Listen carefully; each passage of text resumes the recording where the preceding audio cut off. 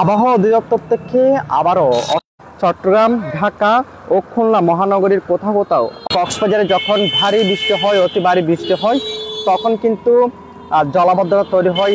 আমরা সকাল থেকে যদি একটু বলি, সকালে ভারী বৃষ্টির ফলে কক্সবাজার শহরের অলিগলি এবং প্রধান সড়কগুলো অনেকটা তলিয়ে গেছে। কলাতলি সড়কের অবস্থা যদি বলি, কলাতলি সড়কে একদম প্রায় হাঁটুর উপরে পানি উঠে গেছে, যার ফলে কক্সবাজার শহরবাসীর যে দুর্ভোগ সেটি তৈরি হয়েছে। এছাড়া কক্সবাজার শহরের যে বাজারঘাট আছে, বার্মিস মার্কেট, লুমালিয়াছড়া, লালদিঘির পাড় থেকে শুরু করে গোলদিঘির পাড়, প্রায় এলাকায় এই ভারী বৃষ্টির ফলে একদম পানি হাঁটু পর্যন্ত উঠে গেছে একটা বিষয় আমরা দেখেছি। পাশাপাশি কক্সবাজার শহরের মধ্যে প্রায় কয়েক লাখ মানুষ পাহাড়ে এবং পাহাড়ের চূড়ায় বসবাস করে, যার কারণে আমরা দেখি যে যখন এই ভারী বৃষ্টি হয়, জলাবদ্ধতা তৈরি হয় এবং পাহাড় ধসে কক্সবাজারে অনেক মানুষ বৃষ্টিপাত হয়, অতিবৃষ্টি হয়, তখন মানুষ নিরাপদ আশ্রয় তারা অন্যের বাড়ি অথবা নিরাপদ আশ্রয়ে চলে যায়। এবং জেলা প্রশাসনের পক্ষ থেকে যেটি বারবার বলা হয় যে এই যখন আশঙ্কা দেখা দেয় জলাবদ্ধতা কিংবা ভারী বৃষ্টিপাত, পাহাড় ধস, এ সময় জেলা প্রশাসন তারা সার্বক্ষণিক প্রস্তুত থাকে এবং তারা বলে যে এই যে পাহাড় ধস রোধের জন্য তারা নানান ধরনের পদক্ষেপ নেয় এবং নিরাপদ আশ্রয় করছে। তারা বিভিন্ন ধরনের সেন্টার খুলে থাকে এবং তারা বলছে যে যখন মানুষ নিরাপত্তার ঝুঁকিতে পড়ে, তখন সেক্ষেত্রে তারা জেলা প্রশাসনের পক্ষ থেকে এই সমস্ত পদক্ষেপগুলো নেয়। এবং আমরা দেখি যে কক্সবাজারে প্রায় ১০ শতাধিক সাইক্লো সেন্টার রয়েছে, যেগুলো যখন প্রাকৃতিক দুর্যোগ নেমে আসে তখন তারা মানুষদের সরিয়ে নিতে পারে।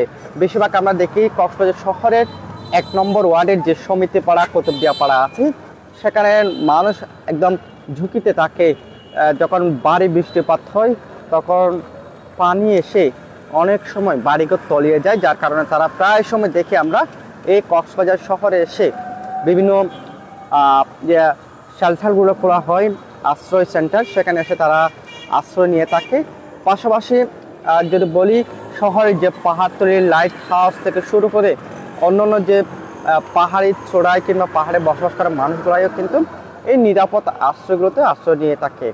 পাশাপাশি জেলা প্রশাসনের পক্ষ থেকে মাইকিং করা হয়, সতর্কমূলক যে বার্তাগুলো তারা মাইকিংয়ের মাধ্যমে সেগুলো পৌঁছে দেওয়া হয়। এবং এই বৃষ্টিপাতের ফলে কক্সবাজারের মানুষের যে এখন অস্বস্তি আমরা সেটি দেখতে পাচ্ছি। এবং সকাল থেকে দেখেছি গাড়ি চলাচল কিন্তু একদম কমই ছিল এবং অফিস আদালত থেকে শুরু করে মানুষ তাদের যে কর্মক্ষেত্রে যাওয়া সেটি অনেকটা কমে গেছে, যেহেতু তারা বলছে ভারী বৃষ্টিপাত হচ্ছে, যার কারণে তারা অনেকটা এই বিষয়গুলা এড়িয়ে গেছে। তবে যাদের খুব জরুরি কাজে বের হতে হয় তারা বের হচ্ছে, এবং যারা দিনমজুর বা খেটে খাওয়া মানুষ, তাদের যে অবস্থা আমরা দেখেছি, যখন ভারী বৃষ্টিপাত হয় তাদের কর্মঘণ্টা ব্যাঘাত হয়, অর্থাৎ কোনো ধরনের তাদের কাজকর্ম থাকে না, যার ফলে তারা বলছে এই বৃষ্টিপাতের ফলে তাদের এক ধরনের অশান্তি নেমে আসে সংসারে, কেননা কোনো কাজকর্ম থাকে না। কাজকর্ম না থাকার ফলে তাদের যে অবস্থা একদম করুণ হয়ে ওঠে।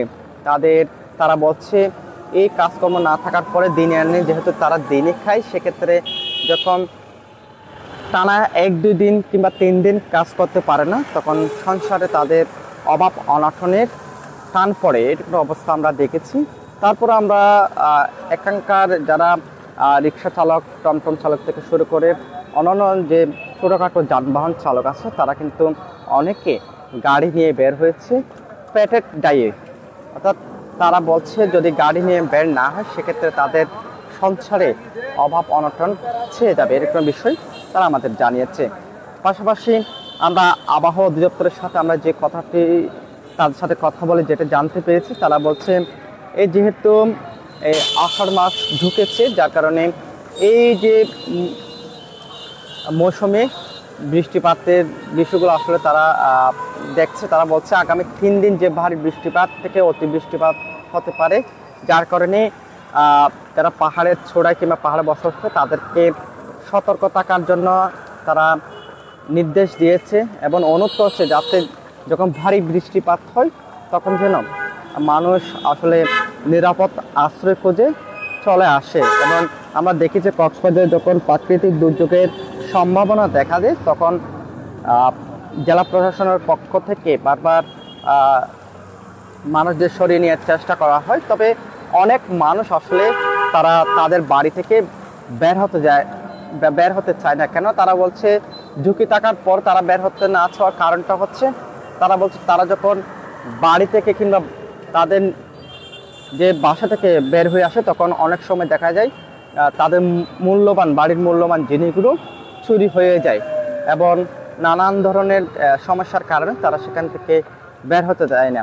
পাশাপাশি যারা বিভিন্ন শিক্ষা প্রতিষ্ঠানের কথা যদি আমরা দেখেছি, বিভিন্ন কলেজ স্কুল থেকে শুরু করে বিভিন্ন শিক্ষা প্রতিষ্ঠানের যারা পড়ুয়া আছে, যারা কর্মচারী আছে, তারা কিন্তু খুব একটা তাদের উপস্থিতি আমরা দেখতে পাইনি। সর্বোপরি বলতে হয় এই বৃষ্টিপাতের পরে মানুষের এক ধরনের অস্বস্তি দেখা দিয়েছে, যার ফলে মানুষের যে কর্মঘণ্টা সে কর্মঘণ্টায় ব্যাঘাত ঘটছে।